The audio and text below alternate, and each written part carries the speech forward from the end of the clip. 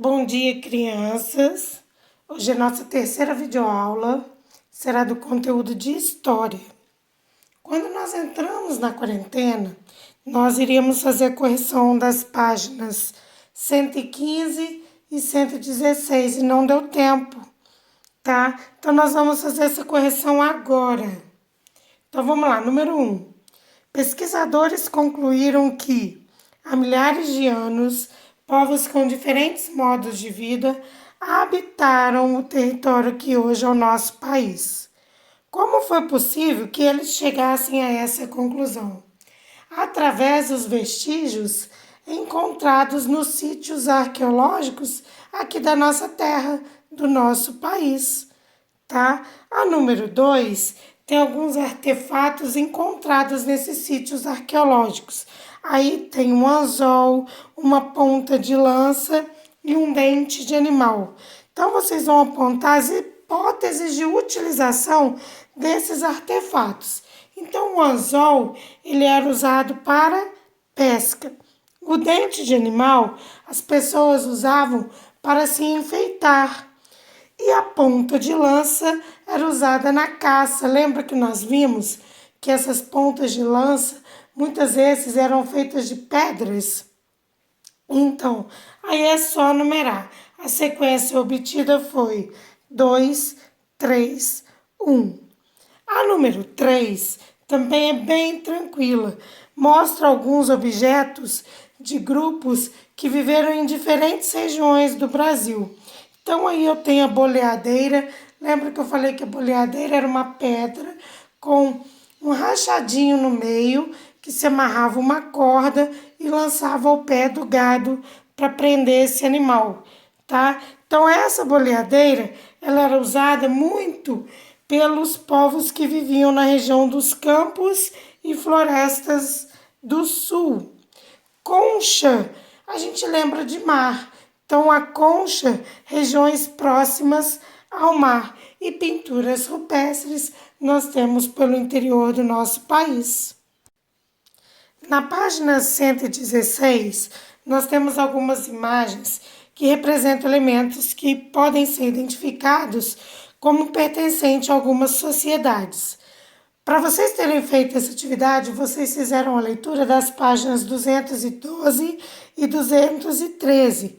Então, vamos lá. Quando vocês fizeram a leitura, vocês viram que Portugal e Espanha tinham o regime de monarquia, ou seja, governado por reis.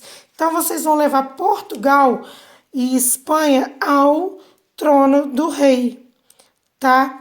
A região atual do Brasil, ela é representada pela cerâmica marajoara, por cerâmicas, tá? A parte da Índia Oriental representada pela China, nós vemos que os elementos que representam a sociedade que ele vivia era a porcelana e a seda. Os objetos que representam a Índia são as especiarias, que nós vamos estudar agora nessa aula ainda, o que eram essas especiarias. Hoje em dia elas são conhecidas como temperos, mas nós vamos ver outras funcionalidades das especiarias. E por último, a parte da África eu tenho representado pelo marfim e pelo ouro.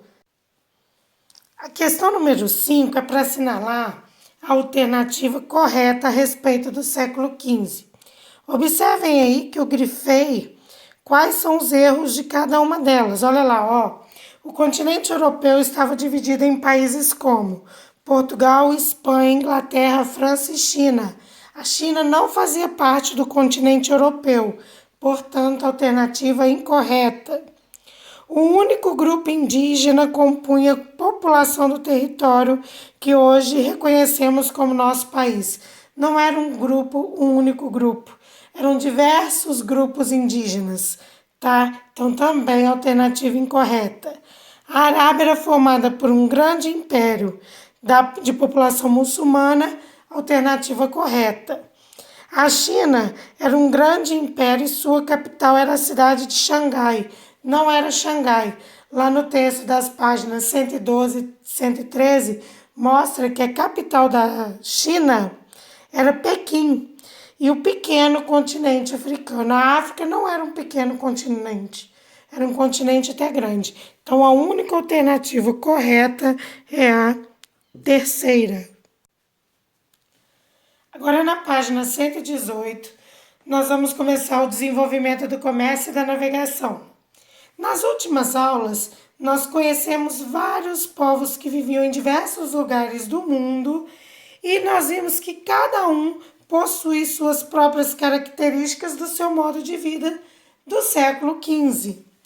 Nesse módulo, nós vamos ver como esses povos se encontraram e como que foi descoberta a nossa terra, que hoje nós chamamos de Brasil. Observem aí a imagem. Essa imagem ela tem o nome de Desembarque de Cabral em Porto Seguro. Quando eu olho essa imagem, eu vejo os portugueses chegando ao atual território do Brasil, que hoje nós chamamos de Brasil. E essa imagem ela mostra dois povos diferentes, os indígenas e os portugueses. Porém, antes de estudarmos como que esses portugueses chegaram ao nosso país, nós vamos conhecer um pouquinho de Portugal. Na página 119, nós temos um mapa mostrando a localização do Brasil e a localização de Portugal. Observe que Portugal possui uma localização estratégica que facilitou o desenvolvimento de conhecimentos e investimento dos portugueses em navegação. Olha aqui, ó, Portugal, a extensão dele, ela é toda voltada para o Oceano Atlântico. E os portugueses reconheciam terras, eles desenhavam mapas, eles experimentavam técnicas e invenções nas navegações. Nessa época, no século XV ainda, o sistema político de Portugal era a monarquia, ou seja, os portugueses eram governados por um rei.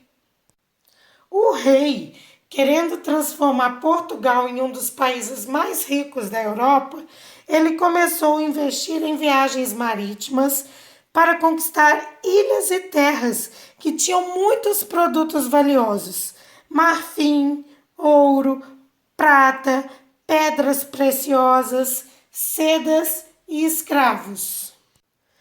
Com o objetivo de se tornar um país rico, Portugal fez os seus investimentos, explorou e conquistou novos territórios, aumentou o comércio e assim ele obteve lucro para aumentar os bens do governo e do rei português.